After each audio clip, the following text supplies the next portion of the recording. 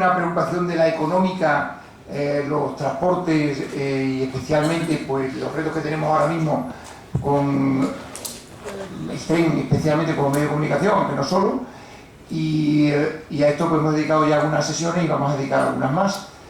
Desgraciadamente tengo la sensación de que es una preocupación de la económica y de su junta directiva, pero a lo mejor no tanto de sus socios o de la sociedad, porque un tema como este pues probablemente requeriría pues tener una sala absolutamente abarrotada, ¿no? Y resulta curioso que un tema que parece que tanto se habla pues estemos pues, prácticamente en cuadros, ¿no? Para oír, yo creo, temas de tantísima importancia como estoy seguro que nos va a contar el ponente Ángel Caballero, ¿no? Esta conferencia pues hace tiempo que ya que estaba planificada. Antonio Rosa, que está aquí, pues fue un poco promotor, el que también nos instó a hacerla junto con Iniciativa Más Uno, pero un problema de salud hizo suspenderla y al final la hemos retomado. Juan Carlos Vidarte también nos facilitó el contacto y hoy pues tenemos aquí, yo creo, también la suerte, los que estamos, de poder contar con Ángel Caballero, que aunque su procedencia digamos formativa desde el punto de vista académico pues es licenciado en Filología Anglo-Germana, pues lo que demuestra con la conferencia que nos va a dar y con su trayectoria, que es un humanista y que nada humano le es ajeno tampoco, ¿no? Aunque su formación sea así, en el mundo del transporte ha desarrollado toda su actividad, tanto primero en Renfe, que ha sido miembro de la estructura de apoyo a la dirección de Renfe, gerente de la filial de Renfe para el transporte de paquetería y contenedores. Después fue director general de transporte de la Junta de Extremadura, miembro del Consejo de Administración de Autoridad Portuaria de Huelva, ha sido concejal del Ayuntamiento de Mérida, director gerente de la empresa municipal de transporte de Mérida, con competencia exclusiva en materia ferroviaria, y es miembro de la Federación Nacional de Asociaciones de Amigos del Ferrocarril. Y también es presidente de la Asociación Extremeña de Amigos del Ferrocarril.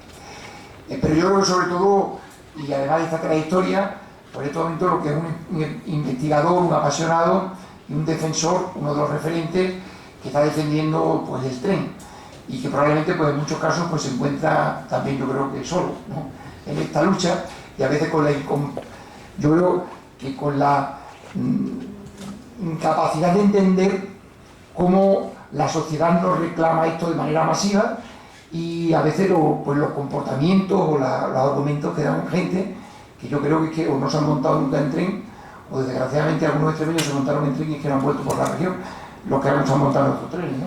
O no han vuelto en tren por lo menos, ¿no? Yo estoy ya con muchas ganas de escucharlo. Ángel, tiene la palabra, y muchísimas gracias por estar hoy en la comunidad. Buenas noches. El agradecido soy yo de poder compartir esta tarde un rato con todos ustedes, hablando de un tema tan crucial que es quizá uno de los 4 pilares de la sociedad, como es la logística y el transporte. En una comunidad interior como la nuestra, tenemos que recabar, disponer de una infraestructura adecuada que nos permita llegar a los puertos y los mercados, y desde hace un tiempo, desde que las competencias pasaron a parte de las comunidades, yo suelo añadir también que además tiene que ser un punto de unión a los sitios de decisiones políticas. No podemos tardar 6 horas en tren en ir a Madrid a tener una reunión con agentes del gobierno, porque además nos obliga a pernoctar una noche en Madrid, ¿no? El título Extremadura, una isla, pues después de la información que yo les traigo en sentido general en 3 bloques, en el primero en lo que se refiere al aire y a la carretera, y en segundo y tercer lugar el tren convencional y las líneas de infraestructura ferroviaria de alta velocidad, pues bueno, al final probablemente quizás estemos en condiciones de poder pensar si efectivamente somos ya una isla, si seguimos así vamos a acabar siendo una isla, o si por el contrario tenemos un nivel en logística y transporte comparable al resto de las comunidades. Vamos a empezar entonces.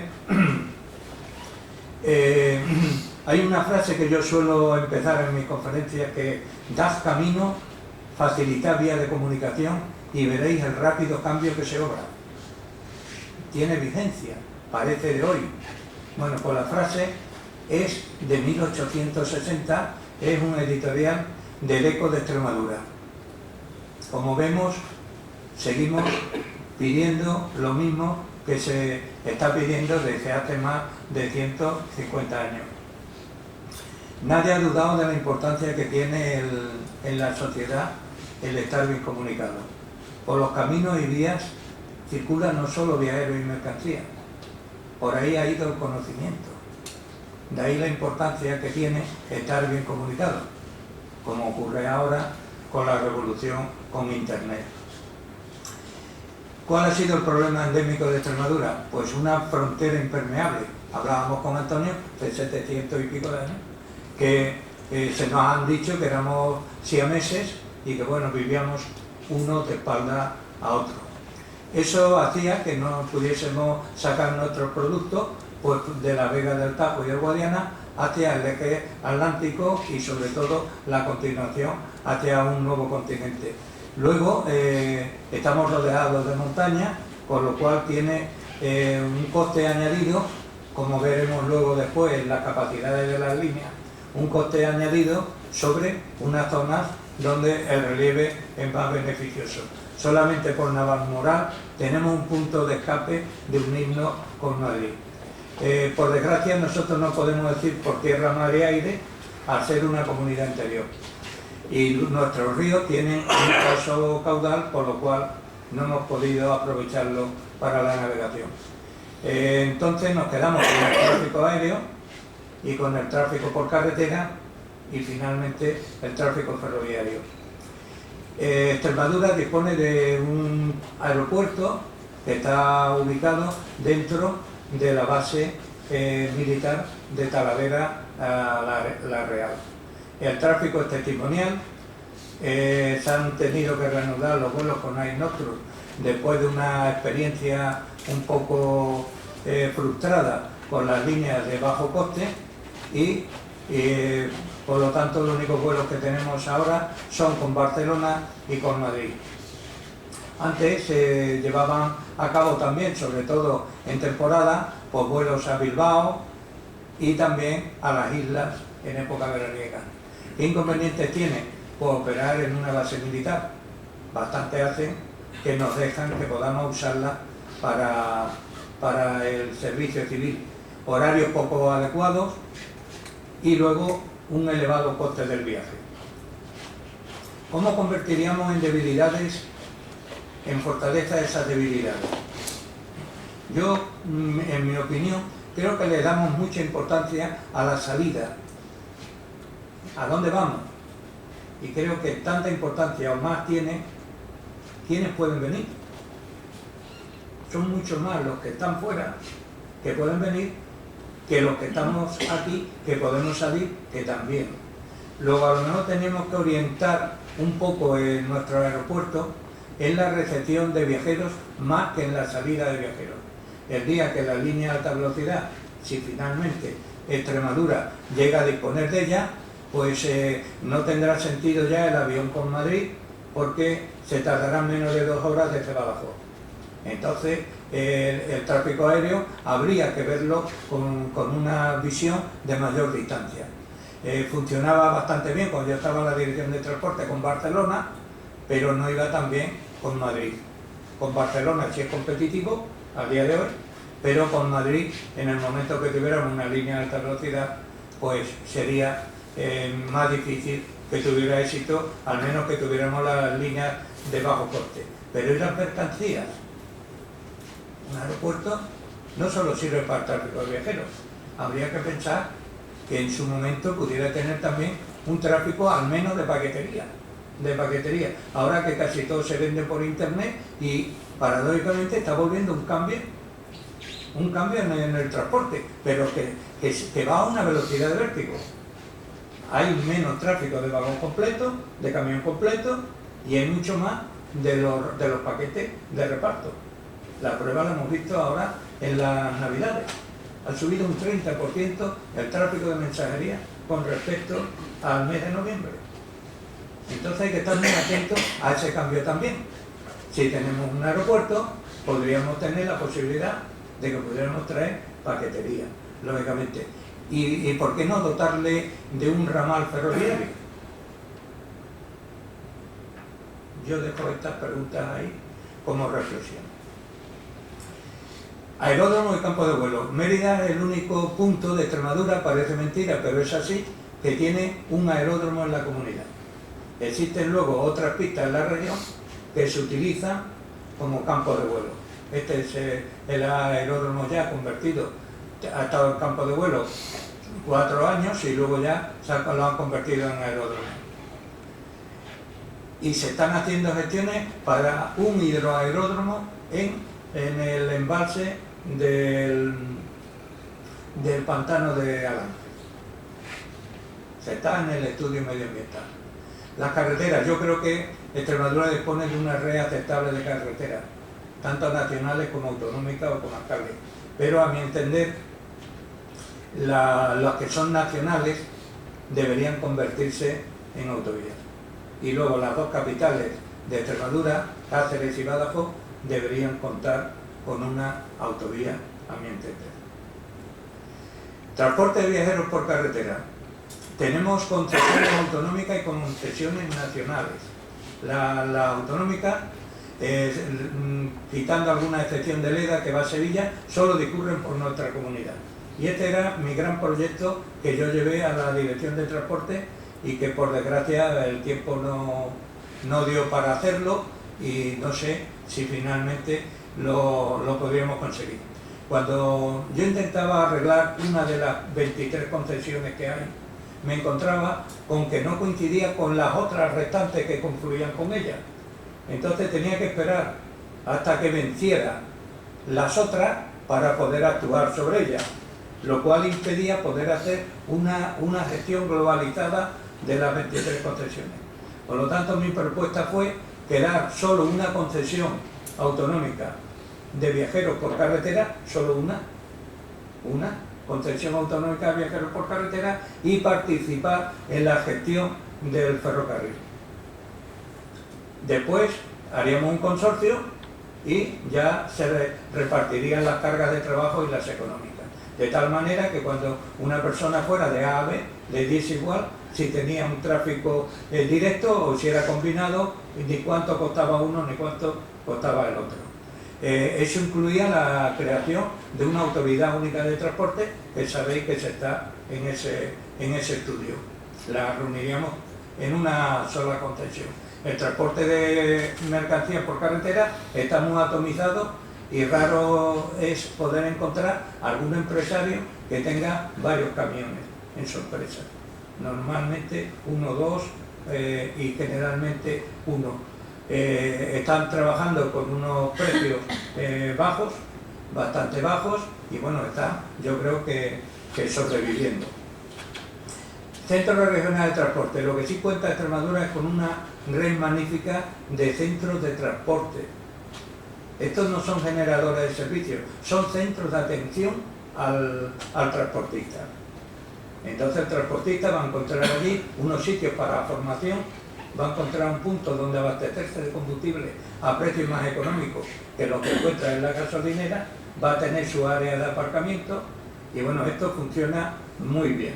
Lo único que ocurre es que no genera más negocios que el propio suyo del aparcamiento y de la formación. Nodo logístico de transporte. Creo que deberíamos enfocar la logística y el transporte y las empresas a aquellas líneas, aquellos nodos de transporte donde realmente tenemos buenas comunicaciones ya. El primer nodo de transporte se creó solo, fue el Zafra Jerez de los Caballeros, se hizo solo. El segundo nodo de transporte lo incluimos en el Plan Estratégico de Infraestructura y Transporte 2005-2020, que era Mérida, la Vega Alta del Guadiana y Badajoz. El tercero debería ser Trujillo, Cáceres, Portugal, y el cuarto sería Navalmoral de la Mata, Plasencia, Ceclavín, etcétera, etcétera, uniendo con Portugal. El quinto se forma solo, es la unión de Plasencia, Cáceres, Mérida y Zafra. Y sobre esos ejes es donde de verdad entiendo yo que deberíamos ofrecer acomodo a las empresas para que pudieran instalarse. Porque muchas veces intentamos hacer cosas que las ubicamos en sitios que luego cuesta mucho el poder sacarlas hacia adelante. Excepto el Trujillo, Cáceres, Valencia, Alcántara, todos son del tráfico mixto, carretera y ferrocarril. En mi opinión, los nodos de transporte deberían ser el referente para la comunidad autónoma y los ayuntamientos para posibilitar, ofrecer terrenos, etcétera, lo que consideren para la instalación de empresas sobre esos corredores. Los centros logísticos. Tenemos en Mérida la terminal de contenedores. En Mérida hay un espacio Mérida que se iba a usar para el IMA de Mají, que no entiendo por qué no trabajamos mucho más en IMA de Mají. Yo estuve en Madrid en el año 2007, cuando se discutían los presupuestos de la Unión Europea para el 2007-2013, y nos dijo el subcomisario: pedid proyectos en IMA de Mají donde sus proyectos sean millonarios. Para vosotros ya no hay dinero para las carreteras, os olvidáis, eso va a Rumanía. Pedir proyectos no se me olvida, lo tengo clavado y todos los días lo recuerdo. Pedir proyectos donde sus proyectos sean millonarios. Ahí es donde debemos ir. Este espacio en Mérida estaba dedicado a eso. Ahora pretenden hacerlo un poco como logística y transporte, pero estaba dedicado expresamente para Lima de Madrid. Aquí es donde podemos conseguir mucho dinero, porque para esto lo hay. Y si no somos capaces de que nuestras empresas puedan innovar, tener el mejor desarrollo, la mejor tecnología, por supuesto estaremos en desventaja con los demás. Navalmoral de la Mata y otro espacio Navalmoral que ha languidecido demasiado ya, y luego tenemos en Badajoz el proyecto de la plataforma logística para el suroeste ibérico. En cuanto al transporte urbano y taxi, realmente estamos bastante bien en la comunidad. Esta sería la parte dedicada a lo que es el transporte aéreo y lo que es la carretera. Y ahora vamos a ver cómo qué situación nos encontramos con el tren convencional. Por supuesto, el ferrocarril convencional son las infraestructuras del siglo XIX.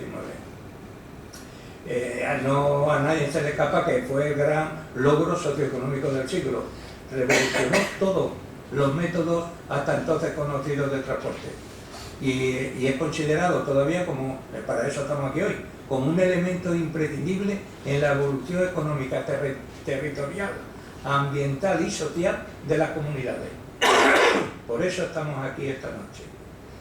Cambió los hábitos de costumbre y fue una pieza codiciada desde el principio, incluso en la contienda bélica. Como ejemplo, solo poner lo que fue la Guerra Civil Americana. Ya se podían transportar personas, materiales, a una velocidad que era impensable solo unos años antes. La Guerra Civil Española dio el jaque mate a nuestro maltrecho ferrocarril, como veremos más adelante.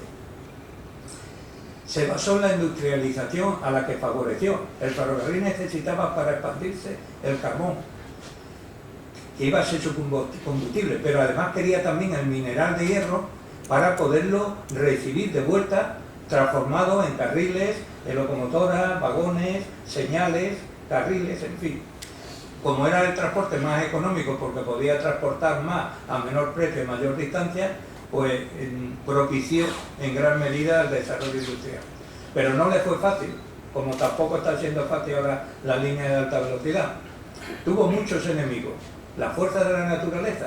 Parece mentira que en Japón, pues los problemas los siguen teniendo ahora, son los temblores de tierra, la nieve en Canadá, las inundaciones en México, los mares de hierba en Argentina, los animales, los elefantes en la India, la langosta en Brasil, la arena en Australia y las bestias feroces que se comían a los pobres trabajadores del ferrocarril, y lógicamente nadie quería trabajar en ello.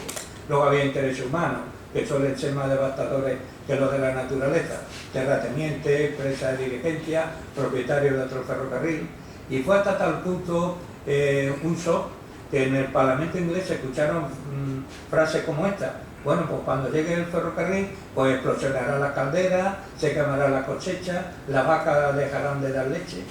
Esto se dijo en el Parlamento inglés. El ferrocarril en España, ¿qué ocurre en España? Pues en 1883 vamos a leer lo que el editorial de la Gaceta Los Caminos de Hierro decía: España carecía de comercio, industria y hasta de verdadera y floreciente agricultura, sin hábitos de movimiento, sin espíritu de empresa, sin capitales, sin vías de comunicación, encerrada en antiguas preocupaciones, sin libertad política, moral ni económica. Al emprenderse la obra colosal del establecimiento de los ferrocarriles, necesitaba en los que la acometieron un valor y una fe que nunca les agradeceremos suficiente. ¿Por qué llega el ferrocarril tarde a España? Pues por la inestabilidad política que nos tocó padecer, también por la falta de capitales, y porque el capital español estaba mucho más interesado en apostar a lo seguro, que era la agricultura y la ganadería, que no a lo nuevo, que era el ferrocarril, posteriormente la industria. La España del siglo XIX va desde la Guerra de la Independencia hasta la pérdida de las últimas colonias. Desde la figura lamentable, a mi entender, de Su Majestad Fernando VII, pues ahí hubo una serie de problemas que no propiciaron en modo alguno el desarrollo del ferrocarril. Luego también tuvimos la desgracia de la guerra carlista, sobre todo la tercera. La tercera hizo mucho daño, a mí me recuerda como Gila, sobre todo la parte del norte. No disparéis este fin de semana, que vamos a hacer unos kilómetros de vía. El lunes no os preocupéis, que nos matamos con más tranquilidad. Entonces, pues, ralentizó mucho el discurrir de las líneas ferroviarias. El siglo XIX se suele pensar que es el siglo del carbón, y lo es, pero también el del hierro, el acero, y como consecuencia de estas dos cosas, lo es del ferrocarril. Al principio del siglo, antes del ferrocarril, pues ya era difícil encontrar unos altos hornos en España. Concretamente había 30 altos hornos en España. Marbella, que es por lo que luego ya se construye el ferrocarril de Almorchón a Córdoba y de Córdoba a Málaga, para poder llegar a la siderurgia que había en Marbella, y cuando se abre el canal de Suez, para que los barcos de vapor se pudieran repostar allí del carbón. La industria textil, algodonera y lanera pues estaba en Cataluña, en Aragón, en Valencia y algo residual en Sevilla. El primer ferrocarril que tuvimos fue en Cuba, en la isla de Cuba, que toda era española, fue en el 37, luego vino el Barcelona-Mataró y a continuación el Madrid-Aranjuez. Somos una red radial y los dos únicos trazados que no pasan por Madrid, pues uno todavía en Malvive, que es el del Mediterráneo, que va de Asturias a Valencia, y el otro desde el 85 desapareció en parte, que es la ruta de la Plata. Hubo, lógicamente, las discusiones sobre la necesidad o no de hacer el ferrocarril, y nos vamos a ir un poco a la literatura para ver hasta qué punto estaba el enfrentamiento ideológico entre los partidarios de la línea del ferrocarril y los que realmente no lo querían. En Paz en la guerra, de Miguel de Unamuno, que está ambientada precisamente en eso que les comentaba del País Vasco, de la tercera guerra carlista, pues vemos cómo los conservadores, que optaban por no querer el ferrocarril, decía: el progreso era una lacra que estaba acabando con los valores morales, y las fábricas y los ferrocarriles eran sus demonios más visibles. Los liberales añadían pura se devoran, son como los protestantes. El libre examen pulveriza, la discusión divide y la fe nos une. Estos ferrocarriles y las dichosas fábricas. Mucho vapor, mucha electricidad. ¿Y qué pasa con Dios? Que es la electricidad y el vapor verdadero. El ferrocarril lleva a la corrupción a los más escondidos valles. Nos vamos a la otra parte. Don Benito Pérez Galdós, en Nazarín, pues se encarga de darnos la opinión del alcalde liberal, que le decía: ¿y dónde me deja usted? Aquí en la urbanización y otras grandes conquistas. Pues nada de eso tendrá usted con el misticismo, que es lo que usted practica. No tendrá más que hambre, miseria pública y particular. Lo mismo que los conventos de frailes y monjas.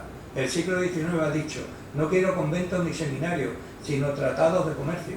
No quiero ermitaños, sino grandes economistas. No quiero sermones, sino ferrocarriles de vía estrecha. No quiero santos padres, sino abonos químicos. Ay, Señor mío, el día que tengamos una universidad en cada población ilustrada, un banco agrícola, etcétera, etcétera. Aunque hemos tomado solamente un par de referencias, no fue una oposición encontrada en sentido amargo, ¿no? Estaba hecha entre caballeros y aunque cada uno defendía su posición, como vemos es bastante agradable. Vemos aquí que la pugna fue llevada al óleo y el Viernes Santo en Castilla, en 1904, vemos cómo seguimos con las procesiones por la parte de abajo, por la alcantarilla, y por arriba va el ferrocarril. Pero mucho más ilustrativa es esta. Esta es la portada del periódico del día 6 de noviembre de 1910, que era del órgano del Partido Republicano Radical liderado por Alejandro Lerroux. Y en la ilustración vemos el ferrocarril que encarna el progreso. Ahí asomándose como de maquinista está la alegoría de la República. Y luego aquí delante pues tenemos un guardia civil, tenemos un militar, tenemos un notario, un cura, etcétera, etcétera. Y el mensaje que lanzan desde el tren es: detenedlo si podéis. Detenedlo si podéis. Pero en Europa también ocurrió. Vemos aquí al Santo Abad como era la época donde el alumbrado público empieza a funcionar con gas y empieza a ver la claridad y aprovechar más las horas.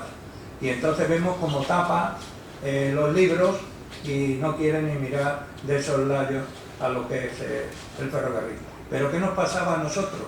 Pues nosotros éramos una región muy rica, pero empobrecida por el aislamiento. Le faltaba a la riqueza extremeña el estímulo de la circulación. Sus elementos productores se esterilizaban inactivos, porque ni podían importar fácilmente lo que necesitaban y no tenían ni descargarse bien de una producción por encima de su consumo. Sus cultivos siempre estaban amenazados por la baja economía y lo que recibíamos pues costaba un sobreprecio bastante importante. Por lo tanto, la balanza económica extremeña era un lastre, un peso muerto que la colocaba en condiciones de inferioridad notoria, no solo ya de España, sino con respecto a Europa.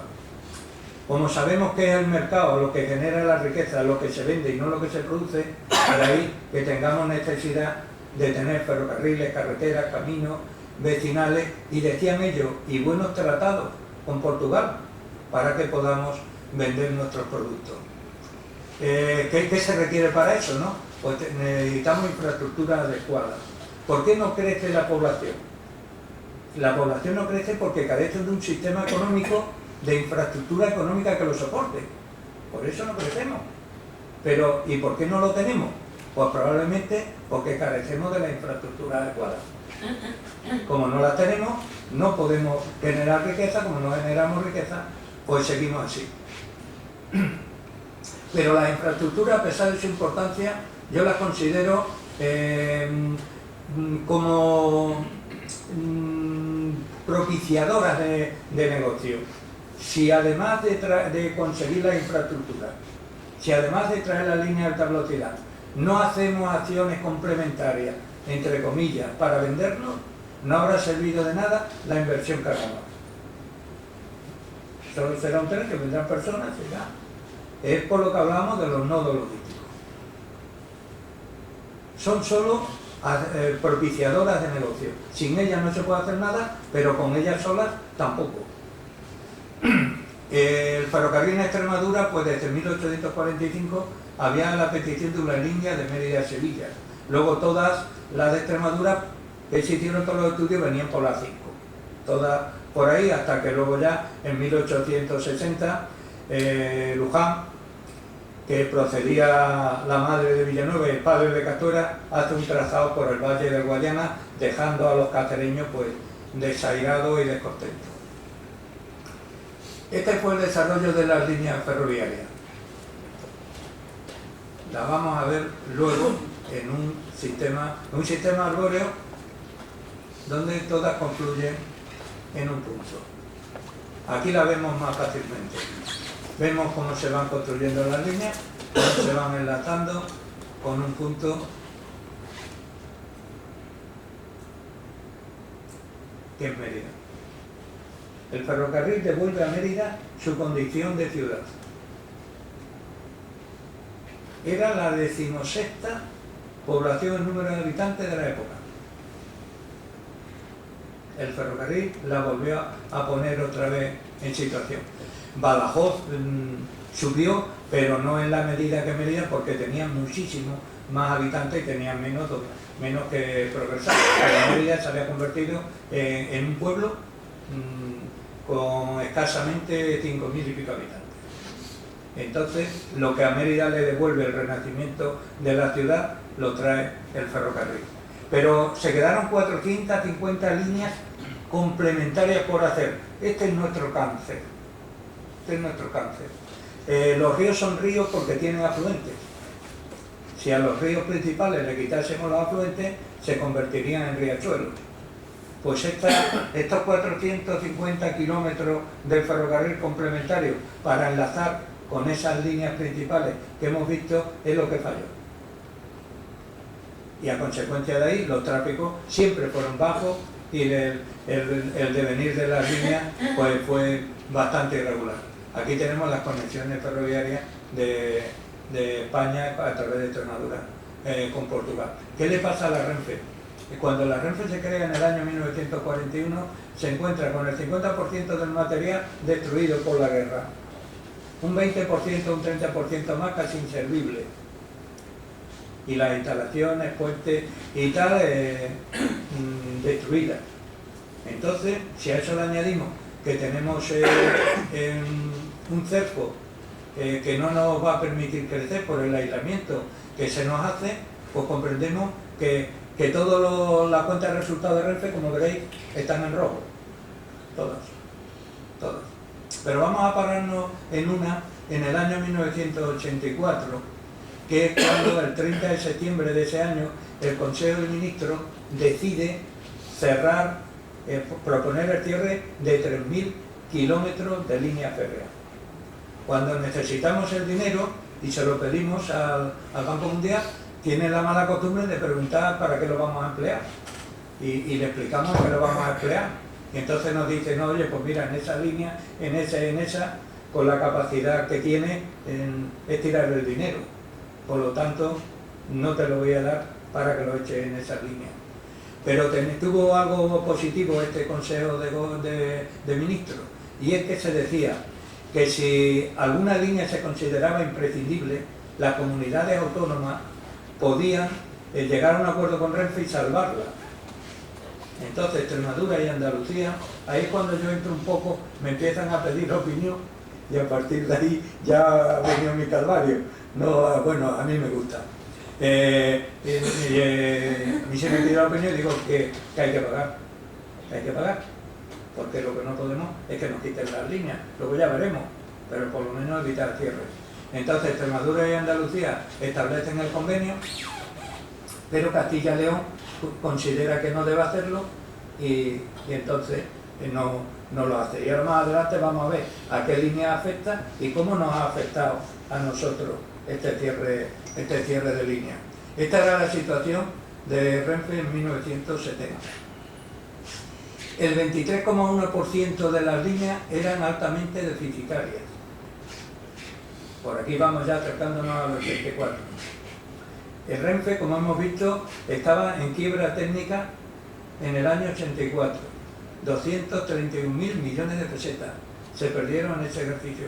Pero si regresamos, vemos que toda la culpa no era nuestra, de los ferroviarios, porque como no estaba separada la infraestructura de los operadores, entonces era Renfe la que pedía los créditos y la que, entre comillas, disfrutaba de los intereses que los que son mayores, pues sabéis que eran hasta el 15 y el 16% en aquella época. Entonces tenía nada menos que 70.000 millones de gastos financieros. Eso iría con Adif, nunca le podría pasar a Renfe operadora o a ninguna de las operadoras cuando al año que viene se liberalice el sector de viajeros. Entonces Renfe no podía con la carga, ya tenía 140.000 millones de gastos de explotación, tenía unos 20.000 de amortización, pero tenía una carga que era imposible de poder con ella, que era los 70.000 millones de gastos financieros. Se propone el cierre de línea, a nosotros nos afectaban casi todas, porque después, cuando hablemos de cómo se considera que una línea es deficitaria o no, pues lo vamos a entender. Las que estaban mal eran las nuestras. ¿Por qué estaban mal? ¿Por qué eran deficitarias? Porque no se le había echado la inversión y el mantenimiento que había sido necesario, mientras que las otras sí lo habían tenido. Entonces nos afectaba para Palma Torga, Mérida Los Rosales, en fin, una serie de líneas. Las comunidades, como hemos dicho, permitían que pudiesen quedárselas, y entonces llegamos a cómo se hacen las tarifas ferroviarias, la complejidad del sistema ferroviario. Ha habido una oferta entre Madrid, Pamplona y Madrid, Zaragoza de 28 euros en el AVE. 48 cuesta Mérida, Madrid en el regional. Y podemos decir, ¿cómo es posible? Pues lo vamos a ver. ¿Por qué es posible que en una línea se pueda rebajar los precios y en otra no? Sabemos que la línea recta en geometría es la distancia más corta entre los puntos, pero en el ferrocarril es así. Se suele pensar que a menor distancia entre A y B de dos estaciones, parece que el precio debería estar proporcionado. Si hay menos distancia, menos coste de billete, ¿no? Pero vamos a ver la capacidad de las líneas, que determinan luego el precio del billete. La capacidad se calcula teniendo en cuenta el volumen máximo de toneladas brutas que se pueden transportar por esa línea en un determinado momento de tiempo. Se calcula utilizando la utilización máxima de la línea, mediante el número de circulaciones que pasan, las velocidades que llevan, las cargas que pueden transportar, y luego también se representa el número de viajeros y toneladas netas de mercancías que pueden circular por esa línea. ¿Qué capacidad tiene esa línea? ¿Factores que influyen en la menor o mayor capacidad del transporte? Pues la geometría, efectivamente, pero hay que hablar de la distancia real y la distancia virtual. Para determinar la diferencia entre la distancia real de 1 kilómetro en recta y horizontal y otro en pendiente o en curva, pues se llegaron a las siguientes conclusiones. 1 kilómetro en rampa del 5% equivale a 2,25 kilómetros en horizontal. 1 kilómetro en rampa del 10% equivale ya a 6 kilómetros en horizontal. En España, los trenes nuestros, cuando un tren francés recorre 1 kilómetro, el nuestro es el equivalente a 1,5 kilómetros. Esa es la proporción actual. Luego ya tenemos un problema serio para poder competir con cualquiera. Cuando se liberalice, tenemos un problema todavía más serio. Otro factor es el radio de la curva. 1 kilómetro en una curva de 300 metros, y las nuestras son de 300, 500, 600. Aquí no hay, como la línea de alta velocidad, 7.000, 8.000 metros. No. 300, 500, 600, equivale a 1,6 en recta. Si tiene 500 metros, baja ya, se va a 1,5. Y si es ya de 1.000 metros de radio, se baja a 1,2. Así que estamos ya en los 1.000 metros equiparando lo que es la distancia real con la virtual. Resumiendo, 1 kilómetro en una rampa del 20% con curva de 500 metros de radio equivale a 6,4 kilómetros en horizontal. La doble vía. Si los parámetros son normales, una doble vía tiene doble capacidad que la vía única. Pensemos una cosa. Una línea de ferrocarril es la mitad de una carretera normal. La mitad de una carretera normal. Tiene solo un carril. De tal manera que si un tren no llega de A a B, no puede venir otro de B a A. Luego la capacidad es muy pequeña. Si tuviéramos doble vía, habríamos duplicado la capacidad de la línea. Otra cosa que hace que aumente la capacidad son los mandos concentrados. Si tiene que ir una persona a las agujas de los cambios para moverlo, pues eso tiene un coste más que si yo lo muevo desde aquí, desde un puesto de mando o desde una cabina. El CTC, el control del tráfico centralizado, que luego veremos que aquí lo tenemos en muy poquitos sitios. Eso permite que los trenes van al amparo de las señales Puede ir un tren detrás de otro al amparo de la señal, con lo cual está aumentando la capacidad de esa línea. Si entre Cáceres y Alcucén, 70 kilómetros, no hay ninguna estación intermedia, la vía está a 50 y 70 kilómetros por hora en algunos tramos, nos damos cuenta que esa línea carece de capacidad, porque solo pueden circular 4 trenes al día. Con 4 trenes al día no hay nadie que se atreva a invertir dinero en ello. Esto justifica el por qué llevo yo tantos años pidiendo que no se nos caigan más de lo que ya están caídas las líneas ferroviarias que tenemos.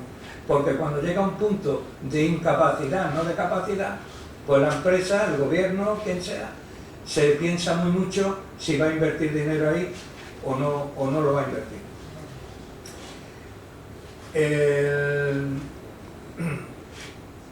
Bueno, todos estos postes que supone, ¿qué es lo que ocurría? Que nosotros cuando estábamos en Renfe, pues teníamos mucho cuidado de llevar los trenes por donde nos costaba menos. Aunque no fuera la distancia más corta. Aquí vemos un ejemplo. El desviar el tráfico era el catecismo para la empresa ferroviaria. Entonces tenemos dos ejemplos. Línea de Madrid Albacete por Valencia y línea de Madrid Utiel por Valencia. Capacidad del tráfico de la primera, 96 trenes al día. Capacidad de la segunda, 55 trenes al día. La capacidad es un 80% a favor de la primera. Longitud virtual, 519, la real, 489 por la primera. Casi 90 kilómetros más, la que tiene más capacidad que la que tiene menos. 401 por la segunda. Longitud virtual, 519 la primera, pero 611 kilómetros la segunda. De ahí que la línea de Utiel, Valencia-Cuenca, pues se quedara para nada. Hoy pasa la línea de alta velocidad y no pasa nada más, ¿no? Entonces, una tonelada transportada por Albacete cuesta 0,45 euros, mientras que si la llevamos por la línea antigua de Utiel, pues costaría 0,95 euros. El estado actual. Aquí vemos cómo está nuestra situación. Vamos a empezar por la que está mejor, que es la parte de Madrid hasta Cáceres. Vemos que por aquí se puede circular hasta 155 kilómetros, no se circula más porque hay pasos a nivel, el tren nuestro alcanza los 160, pero si hay pasos a nivel no va a más de 155. Tenemos por aquí ya 80-90, tenemos entre Plasencia y Cáceres. Esto es por la implantación de la línea. A mí me dicen muchas veces, ¿por qué no arreglamos las otras y tal? No, la línea está construida con unos parámetros y permite una velocidad de los trenes. Es como si quisiéramos hacer en un edificio que hemos proyectado para 2 plantas, quisiéramos añadirle 2 más. Se nos caería. No basta con arreglar la superestructura, que es lo que arreglamos. Aquí no nos hemos metido con la infraestructura todavía. Estamos arreglando superestructura. Lo que va arriba, los carriles, las traviesas y la piedra. Pero no estamos corrigiendo rayos de curva, no estamos asegurando puentes, con lo cual, por mucho dinero que gastemos y pongamos de oro los carriles, cuando llegue a una curva se va a limitar la velocidad, y cuando se llega a un puente, porque lo que más daño hace un puente no es el peso, que también es las vibraciones de la velocidad. Por lo tanto, no me vale unas líneas cualquiera. Por eso yo seguiré defendiendo hasta el final la línea de alta velocidad. Porque no vale. Si nosotros quisiéramos poner por aquí, en estos de 85-100, entre Cáceres y Mérida, si quisiéramos poner carriles de los mejores, traviesas de los mejores, cualquier tren no podría ir más de 85, 100 o 110, porque así se concibió la línea. Entonces tenemos que tener en cuenta cómo se concibe, cómo tenemos limitaciones por el mal estado, por falta de conservación, y cómo no podemos ir a más velocidad de la que la línea fue diseñada en un principio, ¿no? Llegamos a Mérida y bueno, tenemos a 75, 140, 80, 100, 120, y las de rojo son limitaciones por mal estado de la vía. Vemos que de Alcucén al Caracalejo está a 50 y 70. Por eso cuando muchas veces oigo que quieren que no las electrifiquen, me sonrojo. Bueno, aquel día me doy 2 paseos más para poder eso. No podemos electrificar unas líneas de esta manera. Tenemos que arreglar la infraestructura. Primero, La electrificación es el tejado de una casa. Seguimos por aquí, para el único tramo que está bien es de Badajoz a La Garrovilla. Este era el AVE que nos iba a dar Álvarez Casco, que era una línea para 200 km por hora. Como no nos lo iba a electrificar, luego veremos que no podría ir a más de 180. Ningún tren diésel hoy, que no nos cuenten historia, circula a más de 180 km por hora en España. Eso de un tren de altas prestaciones que va a 220, pues mire usted, perdone, si no lo electrifica va a ser que no, 180. Y hace 30 años, el Talgo 4, el Talgo pendular, ese que nos han quitado, circulaba en este tramo a 170.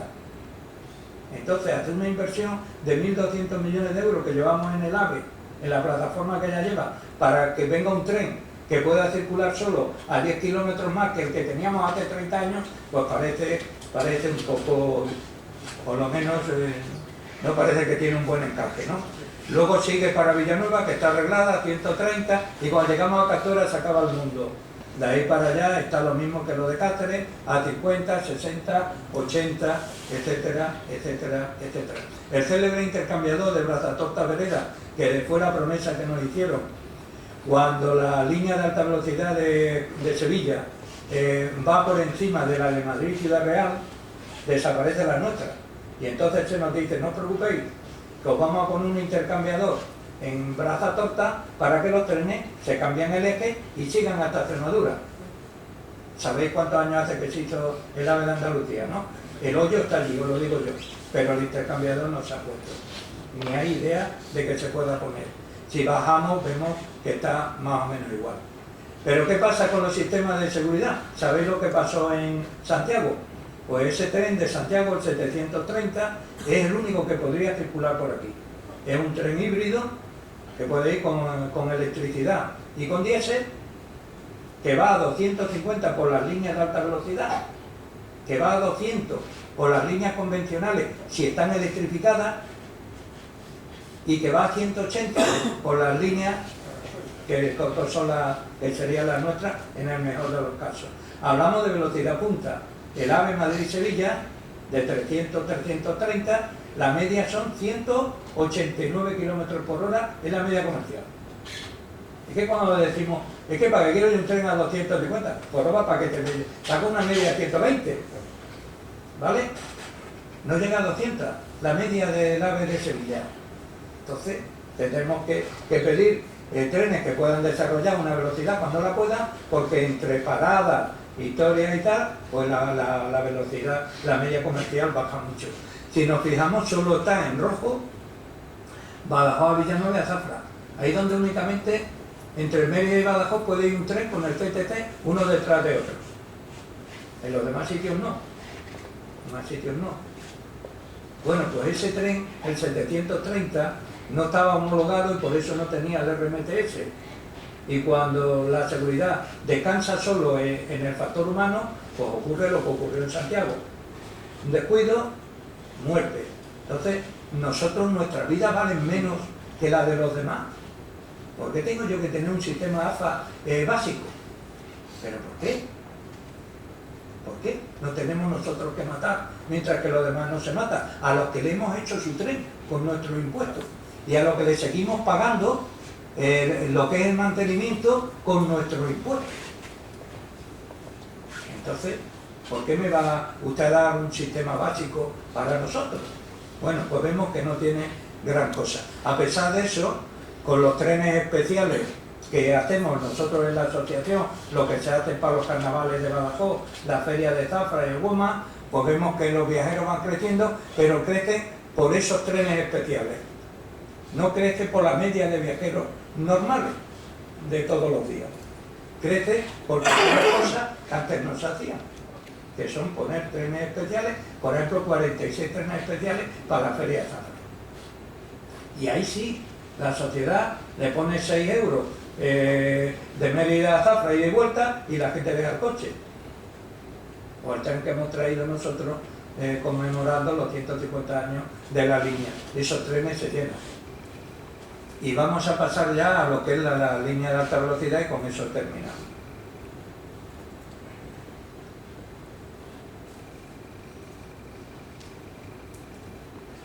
Bueno, pues en el 2014 la alta velocidad cumplió sus 150 años. Eso estamos discutiendo ahora, a ver si la tenemos o no la tenemos, pero esto lleva ya 150 años en funcionamiento. El 1 de octubre de 2014 se cumplieron los 50 años de la línea de alta velocidad. Entonces se trata de un aniversario que hay que tenerlo muy en cuenta por lo que ha supuesto la infraestructura. Yo nunca me voy a hablar de la